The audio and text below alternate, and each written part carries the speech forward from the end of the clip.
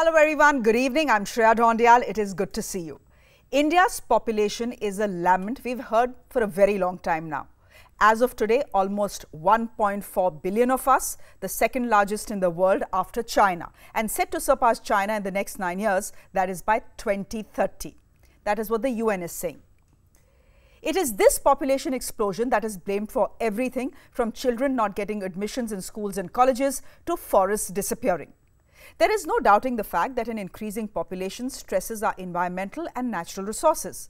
But is our population really growing at such a rapid pace that we need to bring in laws to curb it? Uttar Pradesh and Assam certainly think so and have brought in policies that say, hum do, hamare sirf do, and even better if hum do and hamara sirf ek.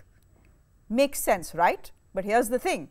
India's growth rate has been falling over the years. The average number of children that Indian couples in any case are having is 2. That is what the data is showing us. Then why are states talking about a 2-child or even a 1-child policy? Have we looked at China closely enough and wondered why they are encouraging their citizens to have more than 2 children now? Is this communal politics or is this genuine population concern that is driving our policies? We are looking at all of that on Debrief this evening. Let's start with why Uttar Pradesh wants a population policy and eventually a population law. Hum do, hamare sirf do. This is the mantra of the 2-child policy brought in by the Yogi Sarkar, which is now under intense public scrutiny. The state government claims its mission statement is simple: incentivize couples to have no more than 2 children in order to bring down the fertility ratio of the state down to the national average. हर एक मुद्दे को जो व्यापक लोक कल्याण का हो, राष्ट्र कल्याण का हो, उसको राजनीतिक चश्मे से नहीं देखा जाना चाहिए। इसके पीछे व्यापक जनहित है, एक एक बच्चे का, एक एक मां की सुरक्षा का और अंततः प्रदेश और देश की समृद्धि और विकास के पथ पर अग्रसर करने का उसके पीछे का भाव है। However, a closer reading on the policy actually reveals its mantra to be hum do, hamare ek. Because while those with more than 2 children are barred from certain privileges, those with just 1 child will actually have a lot of benefits.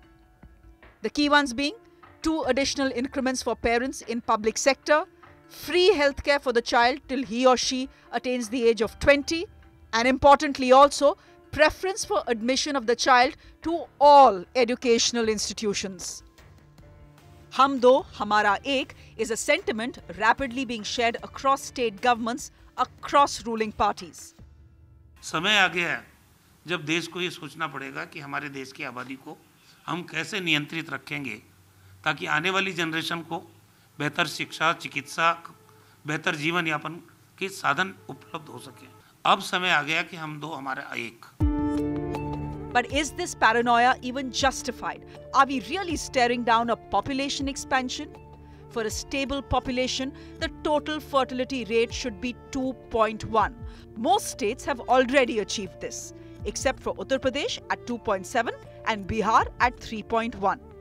Critically, India's TFR is expected to actually fall to 1.93 in 2025, below the stability target. Moreover, India does not have happy memories of forced population control. The nightmare of coercive sterilization during the emergency under Indira Gandhi, when her son Sanjay Gandhi had launched an authoritarian campaign, still rankles. But right-wing quarters who had criticized the dark days then now defend the need for population control, claiming a gaping divide between Hindu and Muslim rates of growth. A comparison of the 2001 and 2011 census shows that while fertility ratio in Hindus came down by 1.5 in a decade, in Muslims it came down by 1.9, which is far greater. So there's no empirical evidence to show the growth of one community vis-a-vis the decline of another. बहुत ही दुर्भाग्य की बात है कि जो तमाम तजुर्बा है पूरे देश का और दुनिया का कि इस दर को किस तरह से सफलतापूर्वक नियंत्रित किया जा सकता है, उसके बारे में कोई भी सोच इस दस्तावेज में इस मसवदे में देखने को नहीं मिलती है। For far too long, we've fallen for the demography is destiny narrative. Numbers, as they say, clearly don't lie. With Ritanshu Bhattacharya in New Delhi, I'm Shreya Dhondiyal.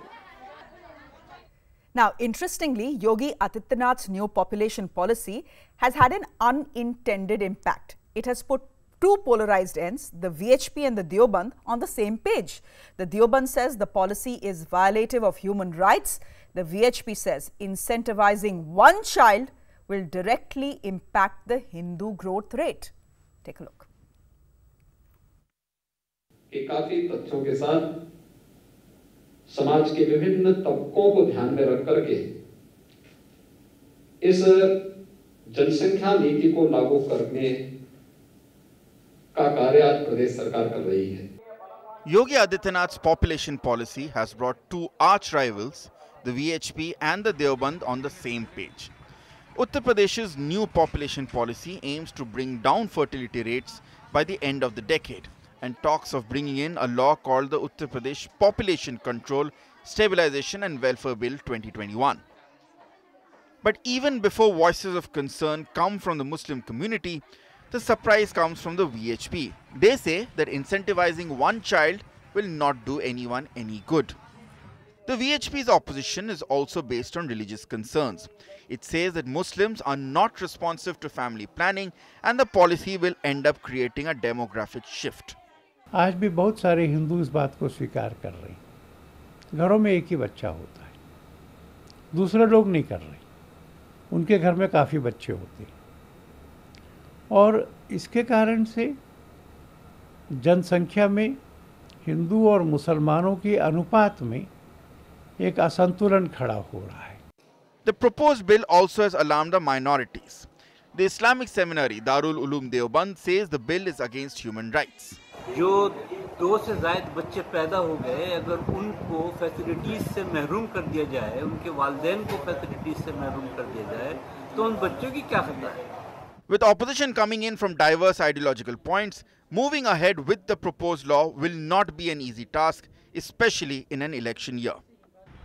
As the debate over the new population policy intensifies, question is, can the Yogi government implement it in the election year?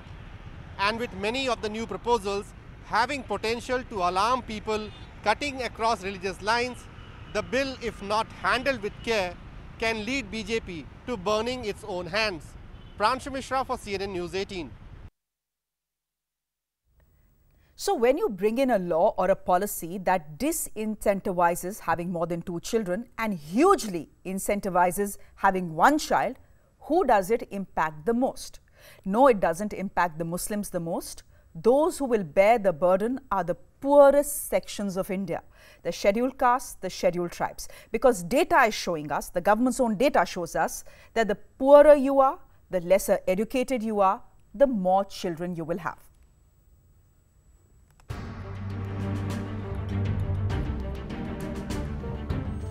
The popular refrain of a two-child policy is that it lessens the resource crunch and benefits those who are in need the most.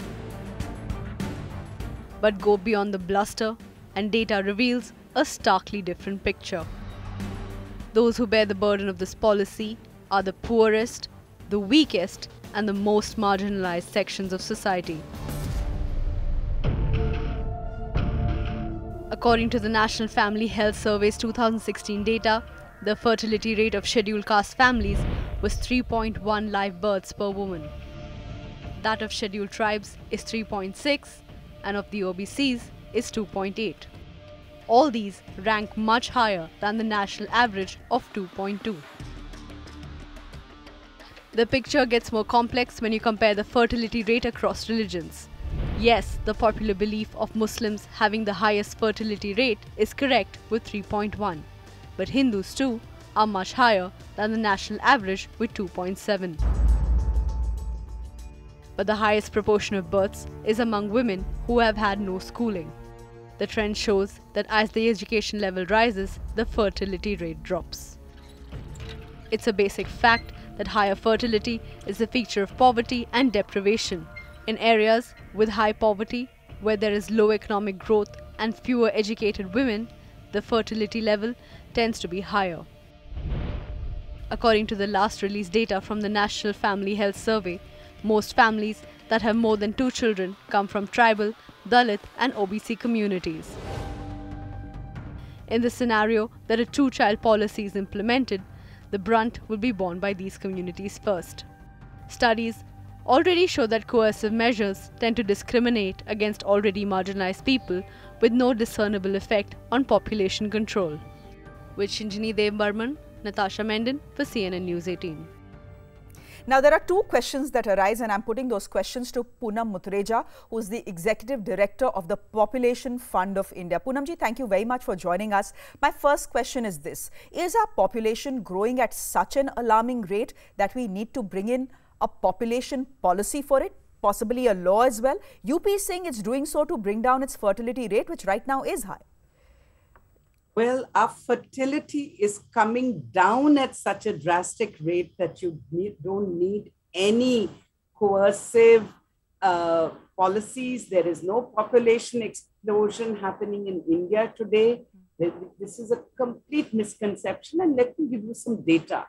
So India's population growth rates have been falling sharply over the past few decades, in fact, and all communities in the last 2 decades. If you see the census data, the Muslim growth rate growth decrease was the highest, and all communities population rates are coming down. India's birth rate was as close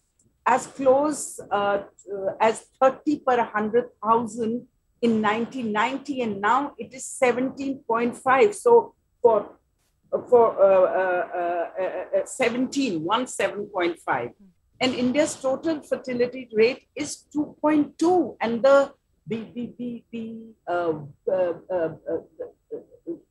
it's very close to replacement level. Replacement level is 2.1, which means that we will have no more growth.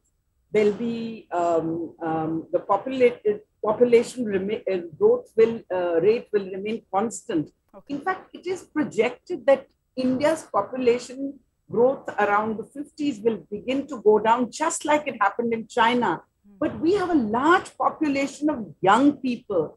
There will be X number of kids born, but then UP has this peculiar problem, and India on the whole has it too. 13% of the fertility in India is unwanted.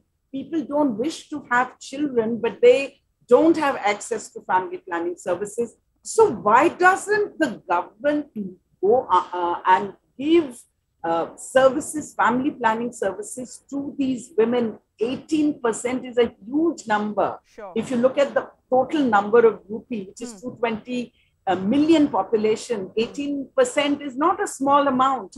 So why don't we provide family planning services to those who have an unmet need for family planning? Okay. Secondly, the population growth rate in UP is coming down, and you will see in the next NFHS data that the population rate is 2.4. It was 2.7 in the last NFHS data. So Bihar has done equally well, and I think UP will do better than Bihar when its data comes out in a few months from now.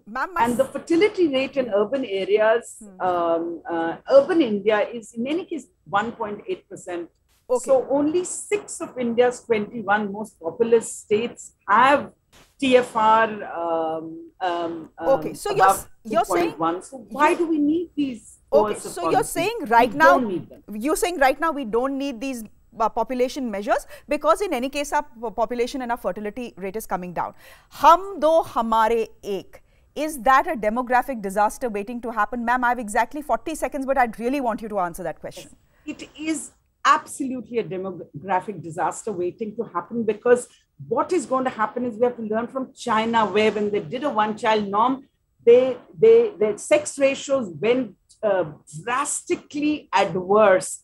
India already has poor sex ratios. We have fewer girls. We do female feticide, infanticide, and so on, only because fertility is declining.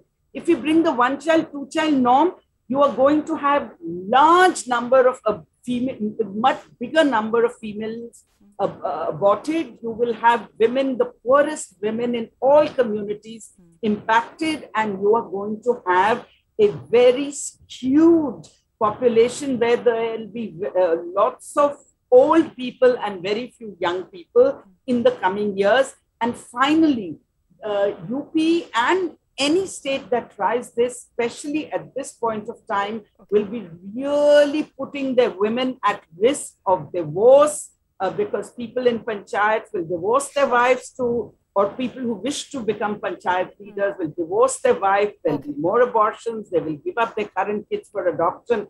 It is going to be like Haryana, where they'll be buying brides from Assam. Okay, Poonam ma'am, thank you very much for joining us and explaining to us why India's population is not exploding. In fact, it has almost stabilized is what you're telling us. So for the need for a new population policy or a law in any state right now is not necessary. Thank you very much. Now, when the BJP-led UP government introduced the population policy, the irony was palpable.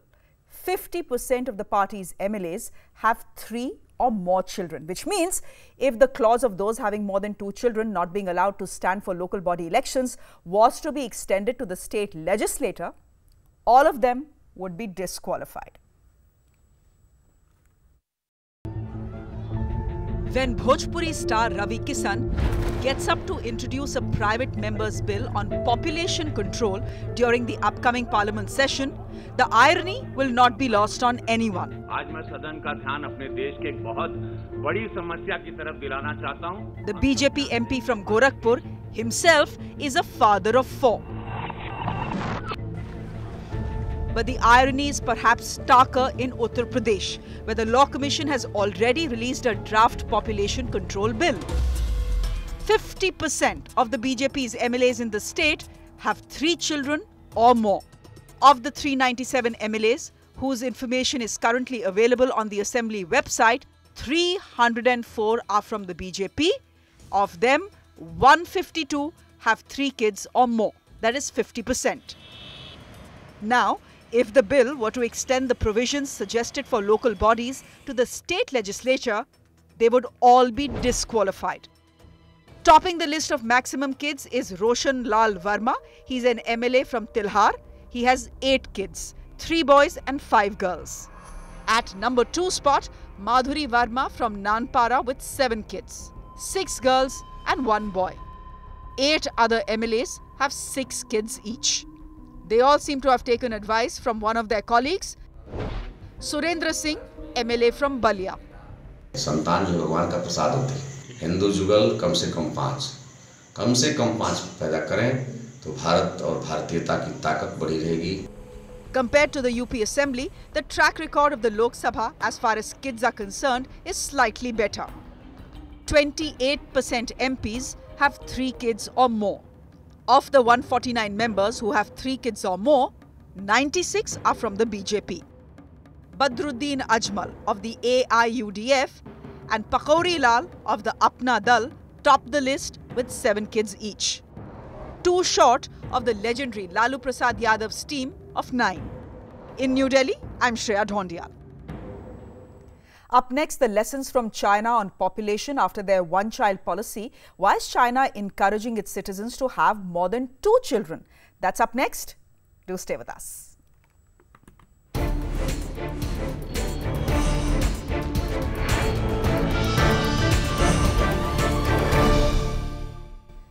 For many years, many people in India wanted China's one-child policy to be replicated right here in India to control its population. It's a blessing we didn't. China's population growth rate has now fallen so dramatically that they are encouraging people to have more than 2 children. Here's why.